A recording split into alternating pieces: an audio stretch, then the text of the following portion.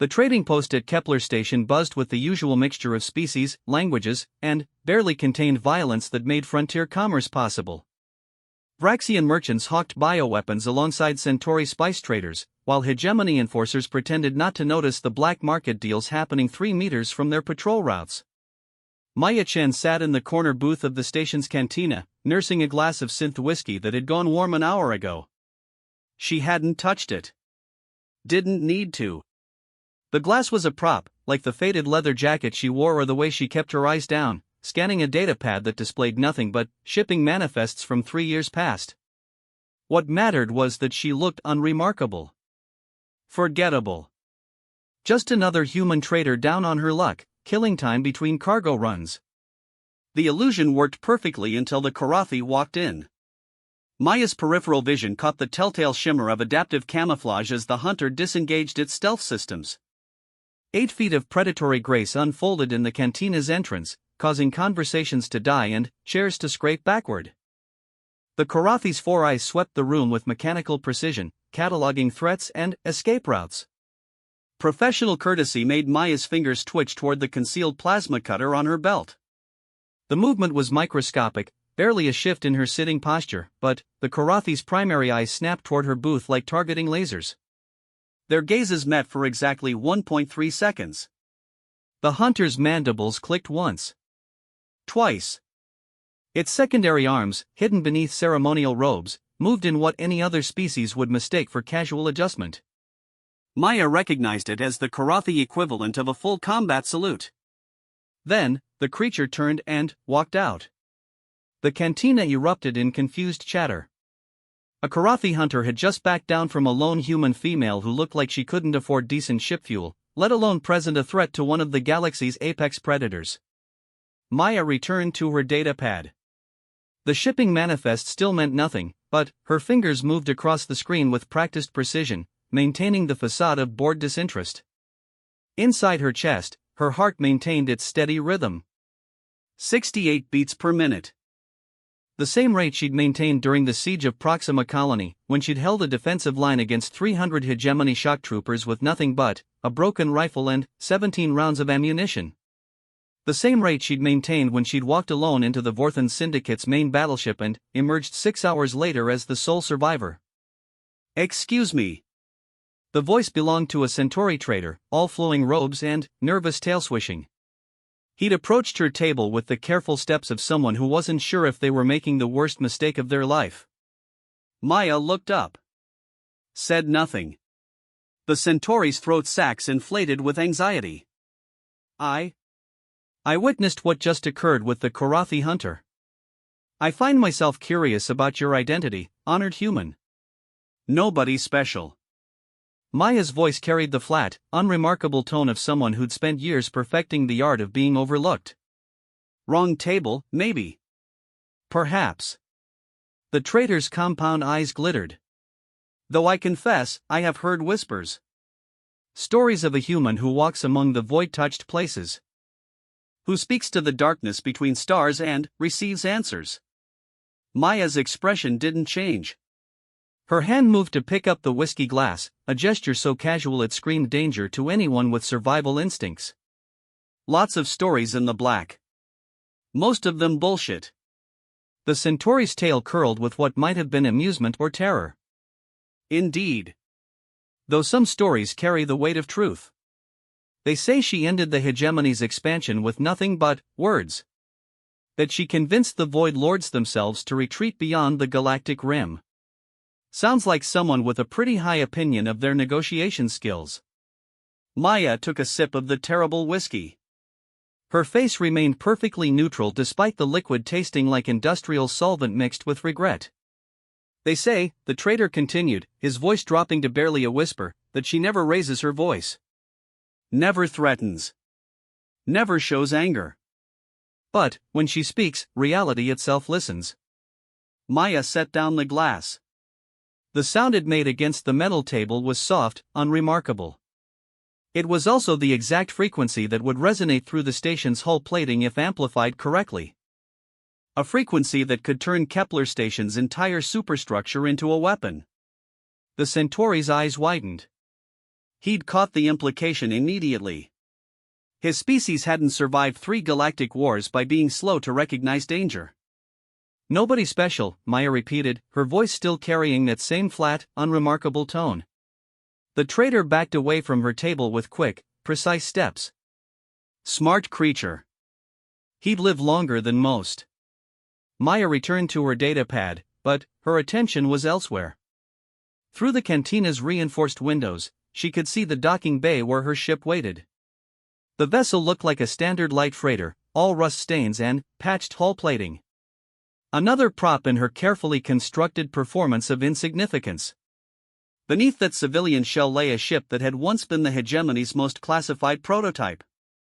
A vessel that could manipulate gravity itself, bend spacetime like origami, and generate enough power to crack a moon in half. She'd liberated it during her last official mission, back when she'd still been human Navy Special Operations. Back before she'd discovered what humans were really capable of when they stopped pretending to be civilized. The cantina door chimed again. Maya's peripheral vision caught the newcomer immediately, though her eyes never left the datapad. Human male, early 40s, wearing the kind of expensive casual wear that screamed military intelligence. He carried himself with the precise movements of someone accustomed to combat, though he was trying to hide it. He ordered a drink at the bar, chatted briefly with the Yelani bartender about cargo routes and fuel prices. Standard trader conversation. Nothing suspicious. Maya watched his reflection in the cantina window as he surveyed the room. His gaze passed over her table without lingering, professional in its casual assessment. Good technique. If she hadn't been trained to recognize surveillance methods, she might have missed it entirely. He was Human Defense Corps. Probably Intelligence Division, given the quality of his cover identity and the way he moved. They'd found her again. Maya finished her whiskey and stood, dropping a few credit chips on the table. As she walked toward the exit, her path took her past the intelligence operative's position at the bar. "Tell Admiral Morrison that the answer is still no," she said without stopping or looking in his direction. The man's hand froze halfway to his drink. When he turned toward her, Maya was already gone. She made her way through the station's corridors with the same unremarkable pace she'd maintained in the cantina. Just another trader heading back to her ship, nothing worth a second glance. Behind her, she could sense the intelligence operative maintaining his distance, professional training warring with direct orders to make contact. The orders would win. They always did. Maya reached her ship's docking bay and palmed the access scanner. The heavy blast doors cycled open with a pneumatic hiss, revealing the Wandering Star's cargo hold. The ship's interior maintained the same carefully cultivated appearance of merchant-class mediocrity as its exterior, though Maya had made a few necessary modifications over the years. "Ship," she said quietly as the cargo doors sealed behind her. Passive scan. One human male, 40 meters aft, trying to look casual. The ship's AI responded in the neutral, unremarkable voice Maya had programmed to match her own carefully constructed persona. Confirmed. Subject is armed with standard-issue plasma sidearm and what appears to be a military-grade neural interface. Biometric analysis suggests recent combat conditioning. Time to dust off? Engineering reports all systems nominal. We can depart in 30 seconds. Maya nodded and moved deeper into the ship. She'd learned long ago that the key to avoiding unwanted conversations was simple: be somewhere else when they happened. She was halfway to the bridge when her communication console chimed with an incoming transmission. Priority channel, encryption protocols that only 3 people in the galaxy knew how to access. Maya paused at the console, her finger hovering over the accept key. She could count on one hand the number of situations that would prompt Admiral Morrison to use this particular communication method. All of them involved existential threats to human survival. Ship, delay departure. Route this transmission to the bridge. The walk from the cargo hold to the command deck took less than a minute, but Maya used every second to prepare herself for what was coming. Morrison wouldn't have found her just to request her return to active duty. Not again. Not unless something had gone catastrophically wrong. The bridge of the Wandering Star looked like any other merchant vessel's command center if you ignored the tactical displays hidden behind false panels and the weapons systems that could reduce a dreadnought to constituent atoms. Maya settled into the pilot's chair and activated the communication array. Admiral Morrison's face appeared on the main screen, looking older and more tired than she remembered. The background behind him was the familiar steel gray of HDC headquarters, but something was wrong. The lighting was too dim, the shadows too sharp. Crisis lighting. Maya. Morrison's voice carried the weight of someone who hadn't slept in days. Thank you for accepting the transmission. You found me. Might as well hear what's so important that you burned a priority channel. Maya's tone remained flat, unremarkable. The same voice she'd used to turn away 3 previous recruitment attempts. We have a situation.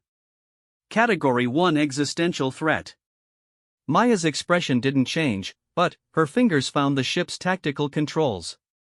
Category 1 meant something capable of ending human civilization. It was the classification they'd given to the Void Lords, back when those entities had been actively consuming star systems along the galactic rim. Details. Morrison leaned forward, his face drawn with exhaustion. 18 hours ago, we lost contact with the Titan research station.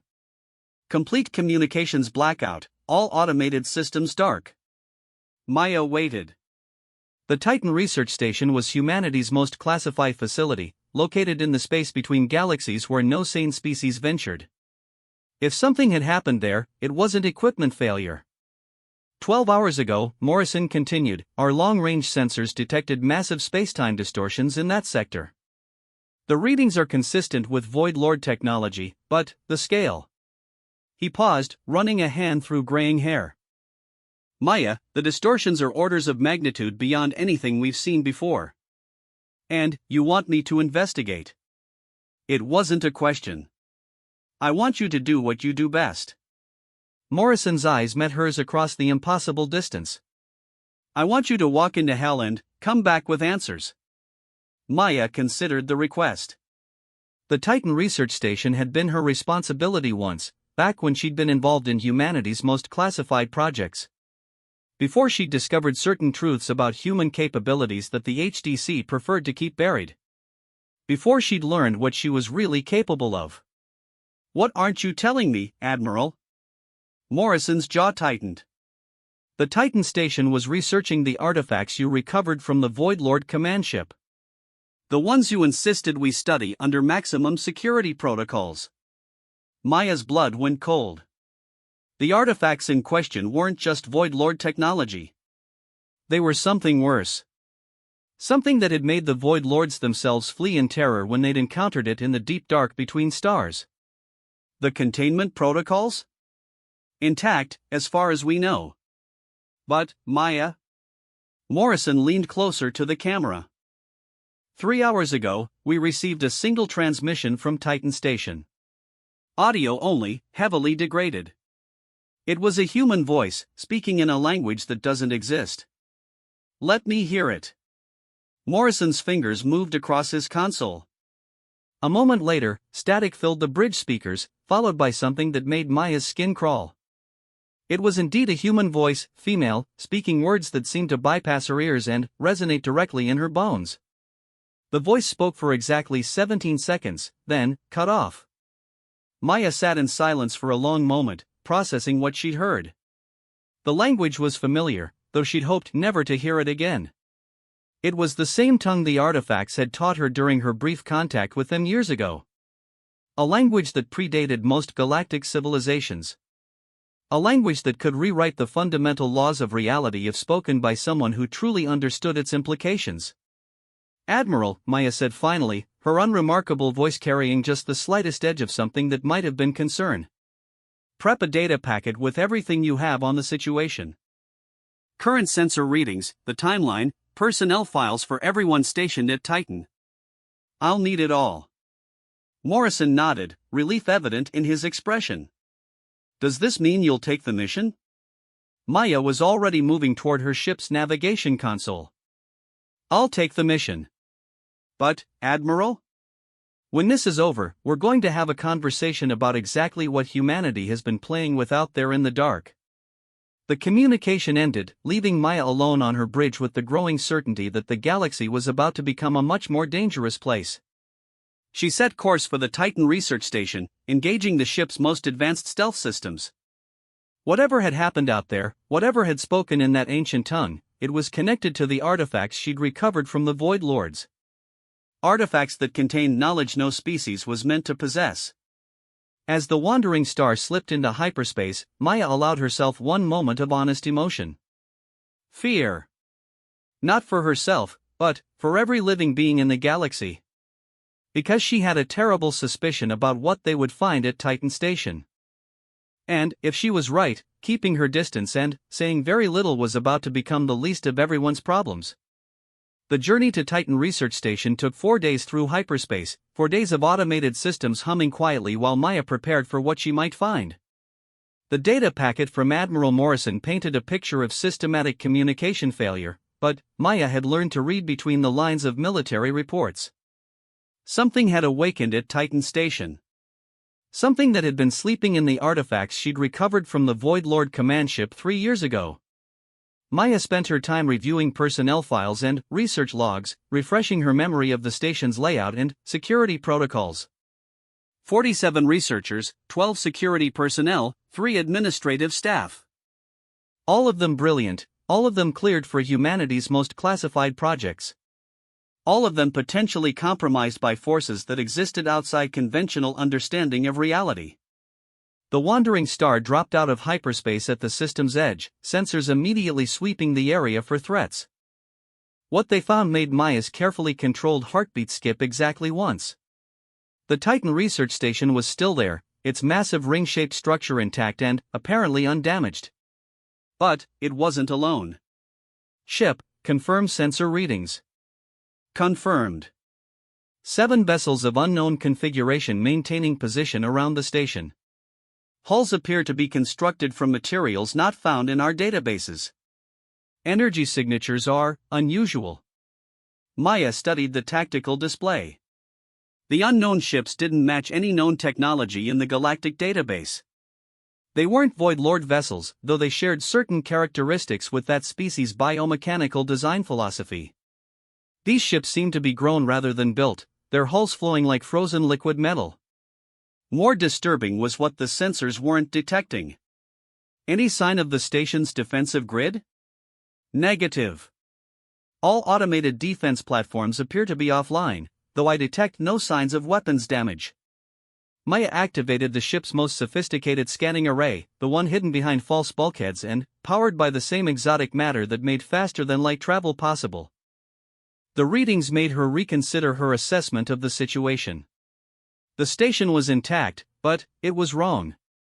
The metal that should have been ordinary titanium steel composite now resonated with frequencies that existed in dimensions beyond normal spacetime.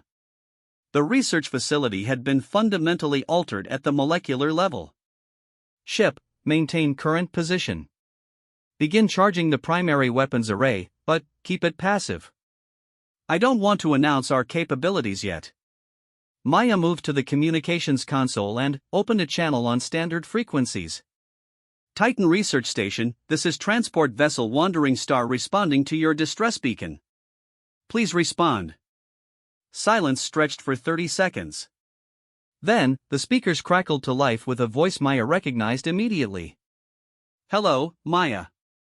Dr. Elizabeth Thorne had been the station's chief researcher, a brilliant xenoarchaeologist who'd spent her career studying extinct civilizations. Her voice now carried harmonics that shouldn't have been possible with human vocal cords.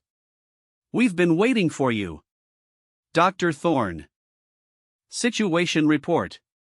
Situation?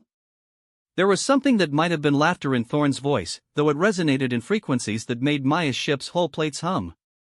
The situation is that we finally understand. The artifacts you brought us, Maya. They weren't just Void Lord technology. They were a key. Maya's hand found the ship's weapon controls. A key to what?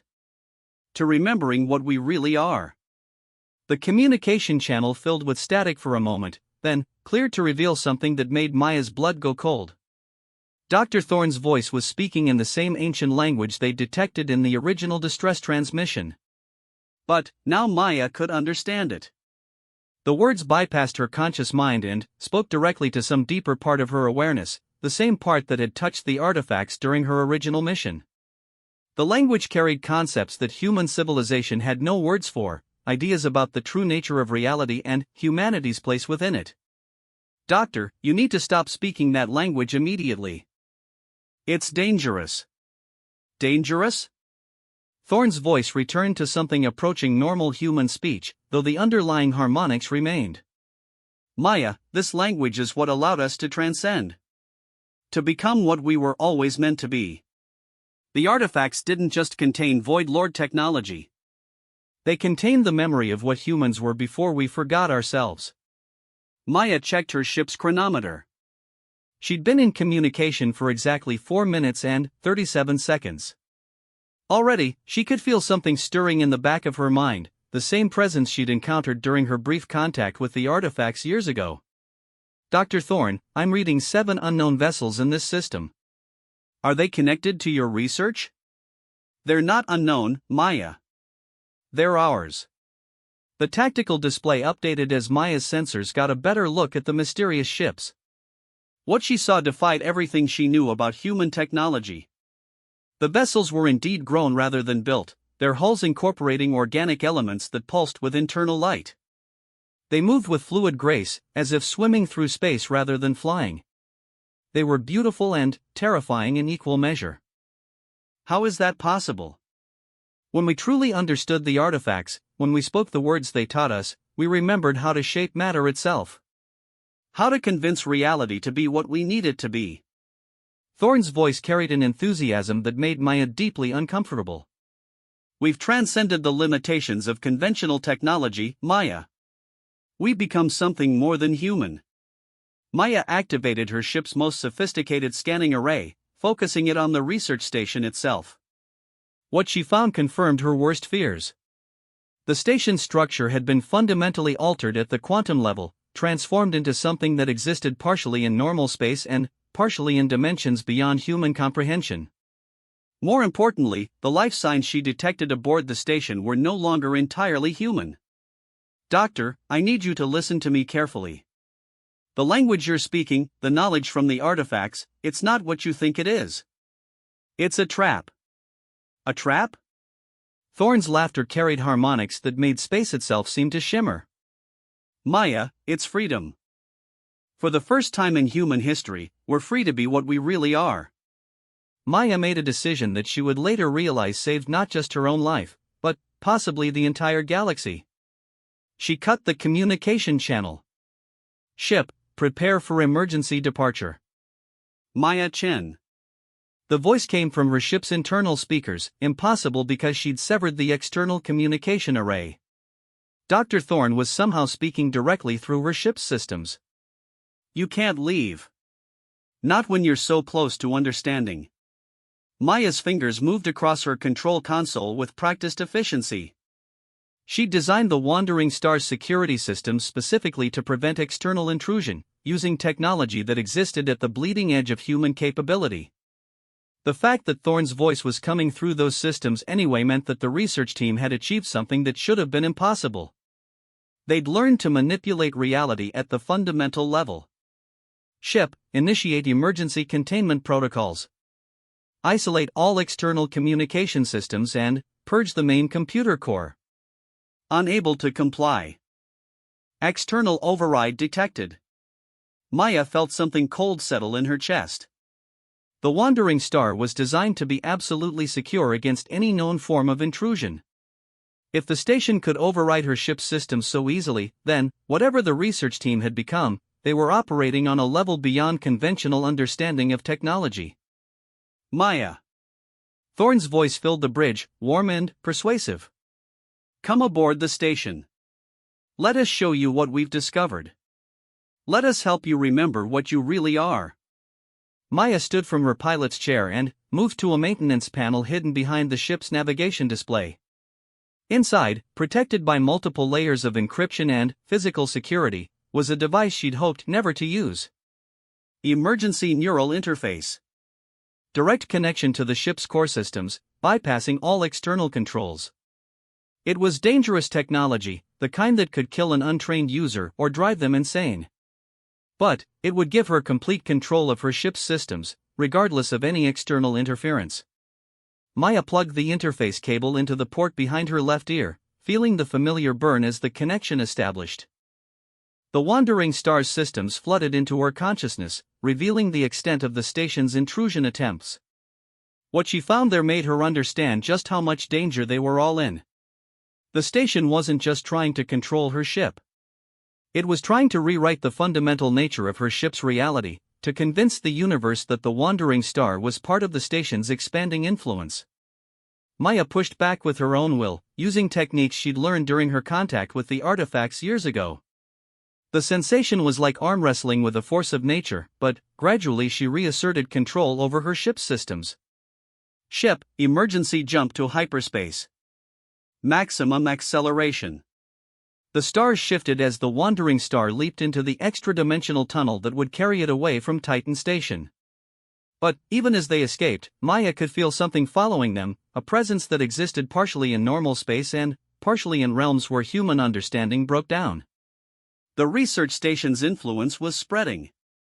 Maya maintained the neural interface for another 6 hours, constantly fighting off intrusion attempts as they traveled through hyperspace.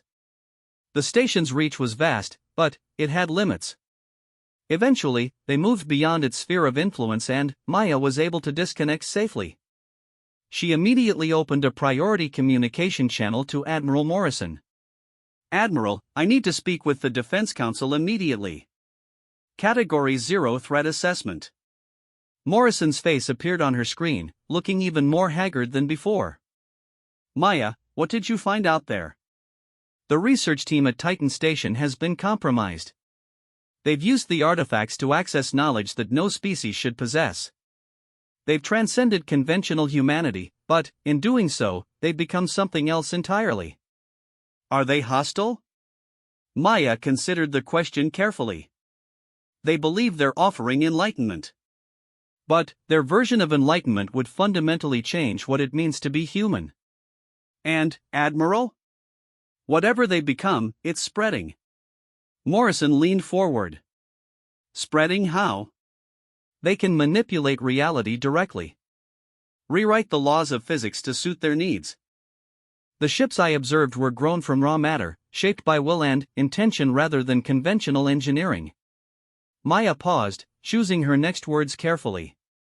"Sir, they've essentially become gods. And they want to share that transformation with the rest of humanity. Can they be stopped?" Maya was quiet for a long moment, thinking about the forces she'd felt stirring at Titan Station. The research team had tapped into something ancient and powerful, something that existed beyond conventional understanding of reality. But they'd made one crucial mistake. They'd assumed that power without wisdom was the same as transcendence. "Yes," she said finally. "They can be stopped. But not with conventional weapons. What do you need?" Maya looked out at the stars streaming past her ship in hyperspace, thinking about what she would have to do to contain the threat at Titan Station. The solution would require her to use abilities she'd spent years keeping buried, to access knowledge that she'd hoped never to touch again. It would require her to become something that scared even her. "I need access to the artifacts we kept in containment at Luna Base. The ones that were too dangerous to transport to Titan Station." Morrison's face went pale. "Maya, those artifacts are classified beyond any normal security level. The knowledge they contain could destabilize human civilization." "Admiral, human civilization is already destabilized. The research team at Titan has accessed power that could reshape the entire galaxy. If we don't act quickly, their version of transcendence will spread to every human world." "And you think the Luna artifacts can stop them?" Maya met Morrison's gaze across the vast distance. "I think they're the only thing that can." "But, Admiral? Once I access that knowledge, once I use those artifacts to stop what's happening at Titan Station, I won't be entirely human anymore either." Morrison was quiet for a long moment. When he finally spoke, his voice carried the weight of someone making a decision that would haunt him for the rest of his life. "Do it." Maya nodded and cut the communication. She set course for Luna Base, knowing that when she emerged from this crisis, the galaxy would never be the same. Neither would she. As the wandering star traveled through hyperspace toward humanity's most secret facility, Maya allowed herself one moment of honest fear. Not for herself, but for what she was about to become. Because stopping the threat at Titan Station would require her to embrace the very power that made her so dangerous in the first place. The power that made even apex predators like the Karathi hunters step aside when they sensed her presence. The power that had convinced the Void Lords themselves to retreat beyond the galactic rim rather than face her directly. Maya Chen was about to stop pretending to be unremarkable. And, when that happened, the galaxy would remember why even the darkness between stars spoke her name in whispers. Luna Base existed in the space between reality and nightmare, hidden beneath the surface of Earth's moon in chambers that technically didn't exist in normal spacetime. Maya had helped design the facility during her years with special operations, back when humanity's greatest fear was what they might find in the artifacts they recovered from dead civilizations. Now she was returning to claim the most dangerous artifacts humanity had ever discovered. The wandering star approached Luna Base through a series of dimensional shifts that would have been impossible for any conventional vessel. Maya's ship had been modified with technology recovered from the Void Lords themselves, allowing it to slip between layers of reality like a knife through silk. The base's automated defense systems recognized her ship immediately, though they shouldn't have. Maya had changed her vessel's quantum signature multiple times over the years, but Luna Base's scanners saw through all such deceptions. Because Luna Base had been designed by someone who understood what Maya really was. "Welcome home, Maya," said a voice she hadn't heard in 3 years. Dr. Sarah Chen, her sister, spoke through the base's communication systems with the same flat, unremarkable tone that Maya had perfected. "I've been expecting you." Maya felt something twist in her chest. Sarah was supposed to be dead, killed in a research accident at this very facility. Maya had attended her funeral, had watched them lower an empty coffin into the ground because Sarah's body had been completely disintegrated by forces beyond human understanding. "Sarah." Maya's voice carried just the slightest tremor, the first crack in her carefully maintained emotional control. "How?" "The same way you're not really human anymore, sister." The artifacts don't just contain knowledge. They contain possibility. I touched something I shouldn't have, and, when the explosion happened, I didn't die. I became something else.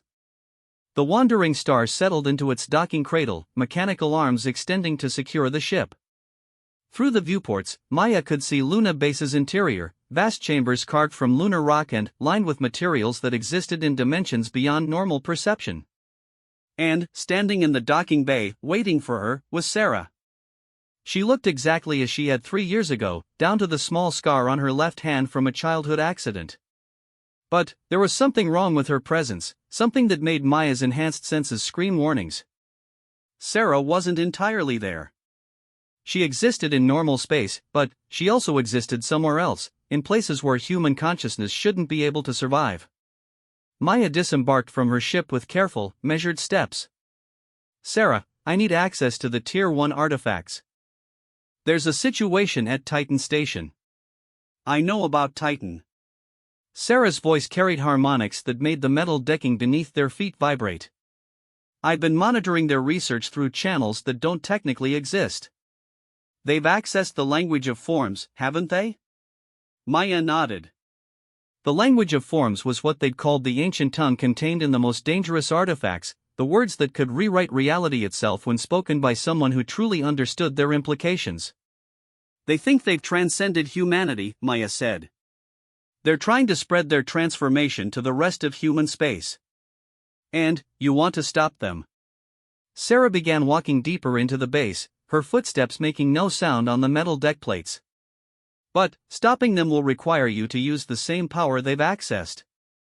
You'll have to become what you've spent years hiding from." Maya followed her sister through corridors that stretched beyond what should have been possible given the base's exterior dimensions. Luna Base existed partially in normal space and partially in realms where geometry obeyed different rules. I've always known what I am, Maya said quietly. The question is whether I can control it. They reached the base's central chamber, a vast spherical room that contained humanity's most dangerous secrets. Artifacts from dead civilizations lined the walls, each one sealed behind energy barriers that existed in multiple dimensions simultaneously. At the center of the chamber, suspended in a field of twisted spacetime, was the artifact that Maya had come for. The Heart of Understanding. A crystalline structure the size of a human head, containing knowledge that predated most galactic civilizations. Maya had recovered it from the core of a Void Lord command ship, where it had been locked away behind warnings in a dozen extinct languages. All of the warnings said the same thing: this knowledge belongs to the first ones. Do not wake them. Are you sure about this? Sarah asked, her voice carrying genuine concern. Once you access that artifact directly, there's no going back. You'll remember everything you really are. Maya approached the containment field, her footsteps echoing in the vast chamber. The research team at Titan has already crossed that line. If I don't stop them, their transformation will spread until it consumes human civilization. And, if you do stop them? Maya placed her hand on the containment field's control panel. The system recognized her biometric signature immediately, though it should have been impossible. She hadn't been to Luna Base in 3 years, and the security protocols required continuous genetic confirmation. Unless the system had been waiting for her specifically. If I stop them, humanity survives as a species recognizable to itself. Maya began the shutdown sequence for the containment field. If I don't, humanity becomes something else entirely. Something like us? Maya looked at her sister, really looked at her for the first time since arriving. Sarah's form was stable, but Maya could see the places where she existed in multiple dimensions simultaneously. Her sister had become something beyond conventional humanity, but she'd retained her essential self. The researchers at Titan Station had made a different choice. They'd embraced power without wisdom, transcendence without understanding. Something like us, Maya agreed. But, without the knowledge to control what they'd become. The containment field dissolved with a sound like reality tearing. The Heart of Understanding hung in the air before Maya, its crystalline surface pulsing with inner light that existed in colors human eyes weren't designed to perceive. Maya reached out and touched the artifact. The universe exploded into meaning. For 17 seconds that lasted 17 eternities, Maya experienced what she really was. Not human, though she'd been born to human parents. Not alien, though she carried knowledge that predated most galactic civilizations. She was something else entirely. Something that existed between categories, between the spaces where conventional understanding broke down. The first ones. The species that had seeded the galaxy with life before retreating to dimensions beyond normal spacetime. They'd left children behind, scattered among the younger races, waiting to awaken when the galaxy faced threats that conventional evolution couldn't handle. Maya was one of those children. So was Sarah. So were exactly 47 other individuals scattered across human space, living ordinary lives while carrying extraordinary potential. Until now, that potential had remained dormant. But the crisis at Titan Station had changed everything. Maya opened her eyes and found herself standing in the same chamber, but everything was different. She could see the base's true structure now, the way it existed in 12 dimensions simultaneously. She could perceive the quantum threads that connected every atom in the facility, the fundamental forces that held reality together. Most importantly, she understood exactly what needed to be done. Sarah, Maya said, her voice now carrying harmonics that made space itself listen. I need you to prepare the base's dimensional transmission array. We're going to send a message to Titan Station.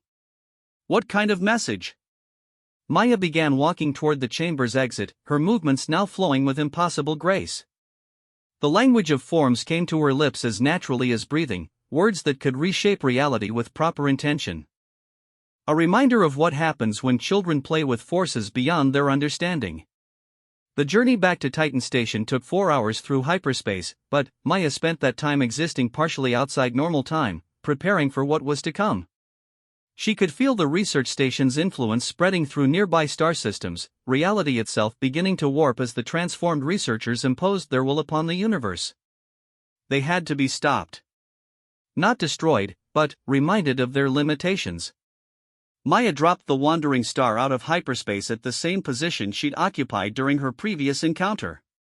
The 7 ships were still there, still growing and changing as their creators experimented with matter manipulation. But now Maya could see what they really were. Tumors. Malignant growths in the fabric of spacetime, created by beings who had accessed transcendent power without developing transcendent wisdom. Dr. Thorne, Maya spoke into her communication array, her voice now carrying frequencies that existed in dimensions beyond normal perception.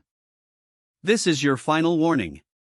The response came immediately, Thorne's voice filled with confidence and anticipation. Maya. You've come back to us. Have you finally decided to accept transcendence? I've decided to offer you a choice, Maya replied, her unremarkable human voice now carrying undertones that made reality itself pause to listen.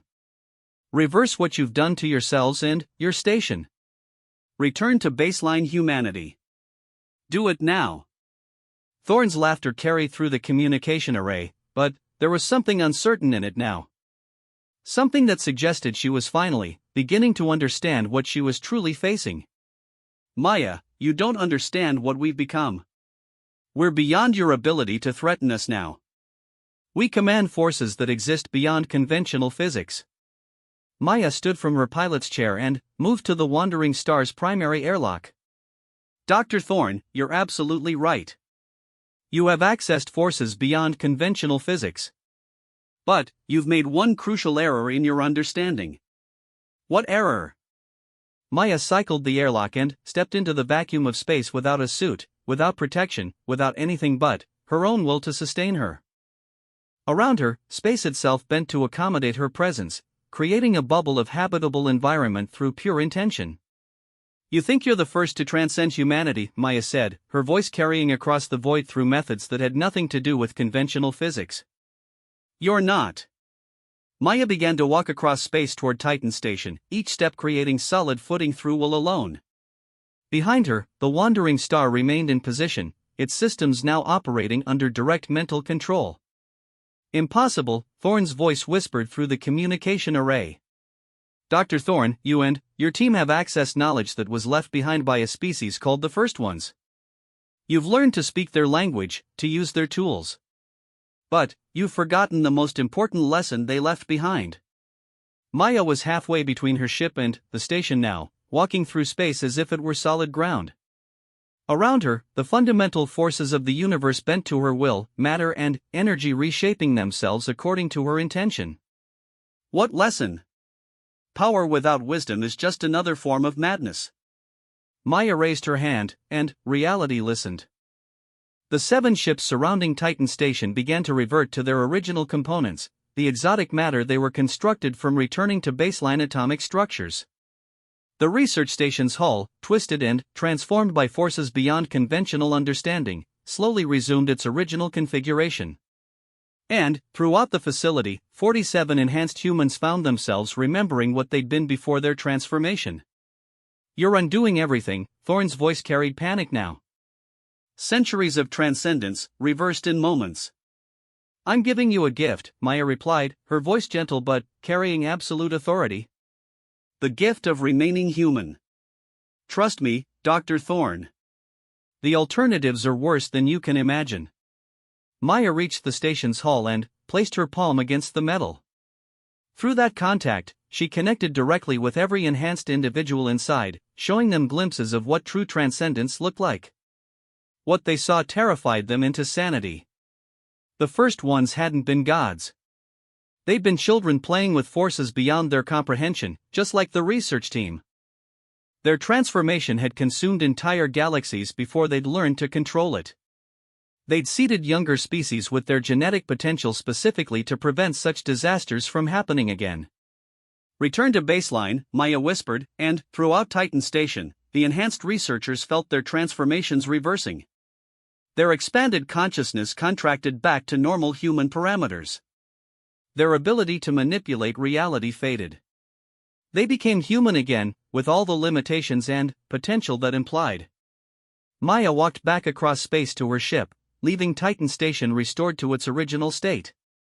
The crisis was over, the threat contained. But she remained transformed. Ship, Maya said as she re-entered the Wandering Star's airlock, set course for the galactic rim. Destination? Maya settled into her pilot's chair, though she no longer needed conventional controls to operate her vessel. The spaces between stars. I have a conversation to finish with some old friends. The Wandering Star slipped into hyperspace, carrying Maya toward realms where the first ones waited in their self-imposed exile. She had questions about her true nature, about the 46 others like her scattered across human space. Most importantly, she had to decide what came next. Humanity was safe for now, protected from premature transcendence by someone who understood the true costs of power. But, eventually, the species would evolve naturally into something greater. When that day came, they would need guides who remembered what it meant to be human. Maya smiled, her expression carrying just the slightest warmth. She would keep her distance, say very little, and let humanity find its own path to transcendence. But she would be watching. And if anyone tried to force humanity's evolution before the species was ready, they would discover why even apex predators stepped aside when they sensed her presence. Why the darkness between stars whispered her name with a mixture of fear and respect. Maya Chen, the quiet storm, guardian of humanity's potential and keeper of its limitations. The last and first of her kind, walking the spaces between what was and what could be. Waiting for the day when humanity would no longer need her protection. Hoping that day would come soon. But prepared to wait forever if necessary. Because that was what family did for each other. And, despite everything she'd become, despite all the power she carried, Maya Chen remembered what it meant to be human. She remembered love. And, sometimes, that was enough to save the galaxy.